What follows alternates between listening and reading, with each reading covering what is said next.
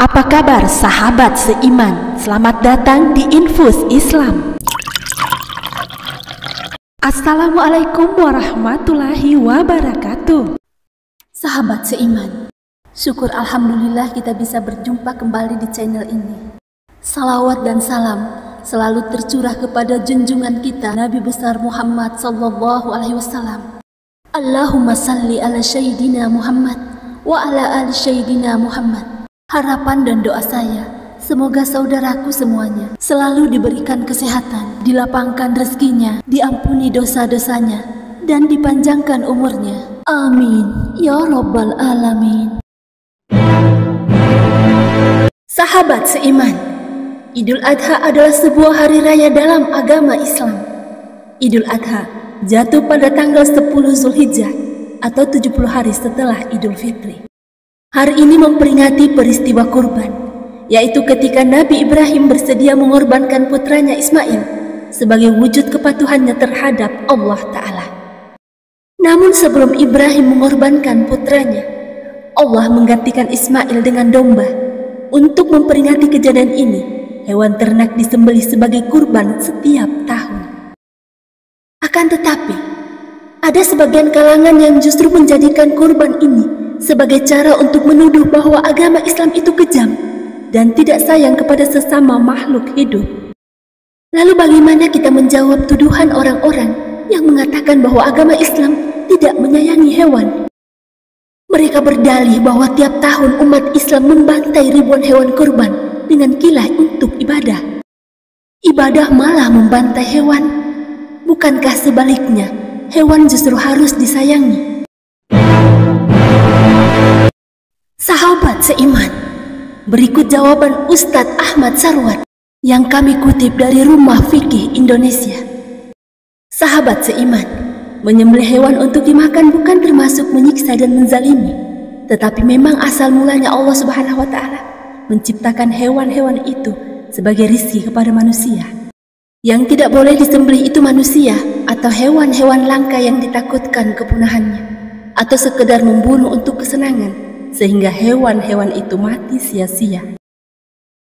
Berbeda halnya dengan kambing, sapi, unta, dan hewan-hewan lain yang termasuk jenis ternak yang mudah dikembangbiakkan dengan cepat.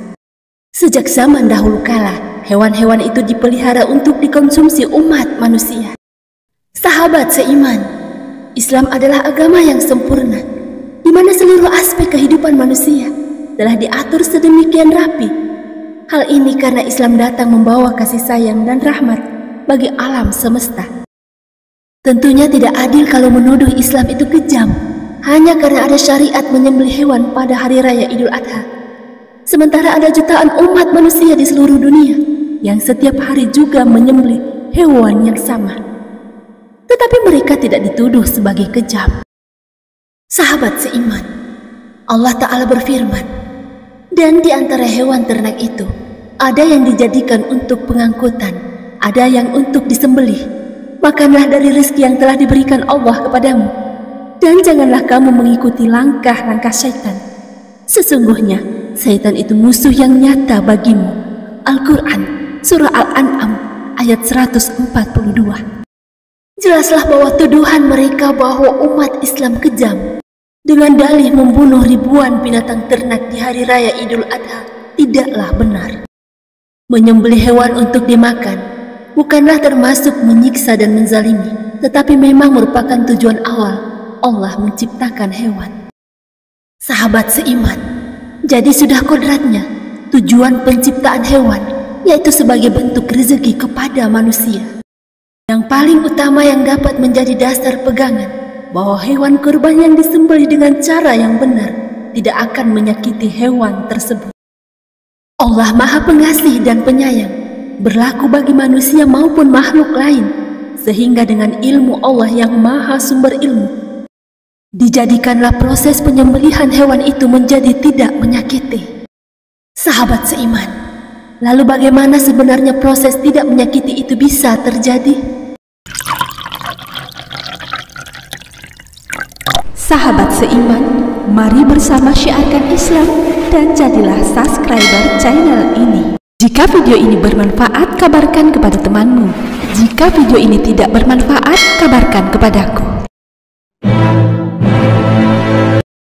Hewan kurban yang disembelih dengan benar tidak menimbulkan kesakitan bagi hewan tersebut, sebagaimana yang disyariatkan dalam ajaran Islam, yaitu dengan menggunakan pisau yang tajam, dengan cara memotong 3 saluran pada leher, yaitu saluran makan, saluran nafas, serta 2 saluran pembuluh darah, yaitu arteri dan vena, dinyatakan sama sekali tidak menyakiti hewan. Hal berikut ini dapat sedikit membuka cakrawala berpikir kita bagaimana sebenarnya proses tidak menyakiti itu bisa terjadi. Ada sebuah penelitian yang telah dilakukan oleh staf pertanian Hannover University, sebuah universitas terkemuka di Jerman.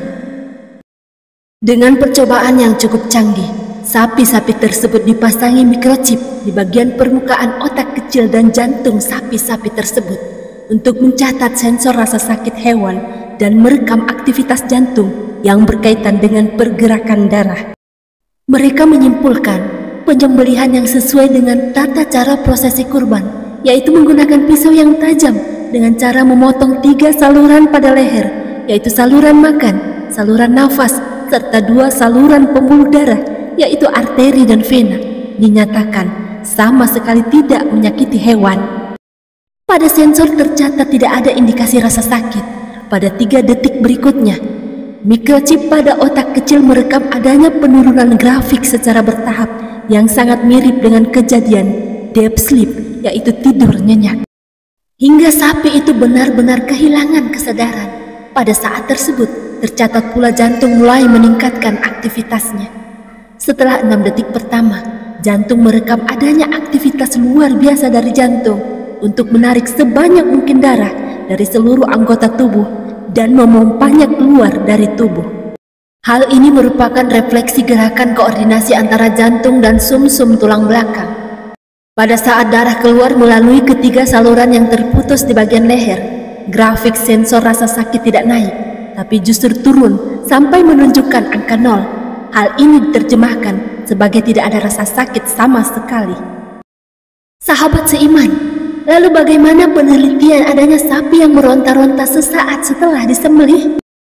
Hal ini sebenarnya bukanlah ekspresi rasa sakit yang dialami oleh sapi tersebut, melainkan membuktikan bahwa merontanya hewan setelah disembelih adalah ekspresi keterkejutan otot dan saraf saja, yaitu pada saat darah mengalir keluar dengan derasnya di luar peredaran yang normal, dan kembali proses itu sama sekali tidak menyentuh sensor rasa sakit.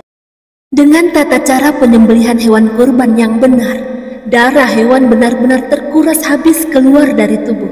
Hal ini menyebabkan media tumbuh bakteri, yaitu darah, menjadi terpisahkan sepenuhnya dari daging yang akan dikonsumsi, yang diakibatkan karena darah tertarik dan terpompa oleh jantung keluar tubuh secara maksimal, maka dihasilkan daging yang sehat.